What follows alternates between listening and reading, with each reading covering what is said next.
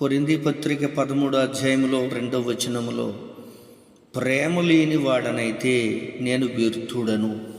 విశ్వాస జీవితంలో జీవిస్తున్నటువంటి మనము సహోదరులుగా ఒకరి యందు ఒకరు ప్రేమ కలిగి జీవించకుండా, వాక్యాన్ని చదువుతున్నాం, మనము వింటున్నటువంటి మనము సేవకులుగా లేకపోతే విశ్వాసులుగా దైవ సంబంధమైన వాక్యానికి లోబడి ప్రేమ కలిగి జీవించకపోతే మన జీవితమే వ్యర్థమని దేవుని యొక్క వాక్యం సెలవిస్తుంది.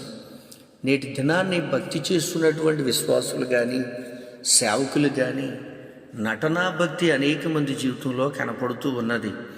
నేను ప్రేమ లేని వాడనైతే వ్యర్థుణ్ణి అంటాం. ప్రేమ లేకుండా మనం ఎన్ని దాన ధర్మాలు చేసినా, ఎన్ని పాటలు పాడినా, ఎంత ప్రార్థన చేసినా వ్యర్థుడవు అని వాక్యం చెప్తుంది. మన జీవితం ఎలా ఉందో ఒకసారి వాక్యానికి సరి చేసుకుని జీవిద్దాం. Praise the lord.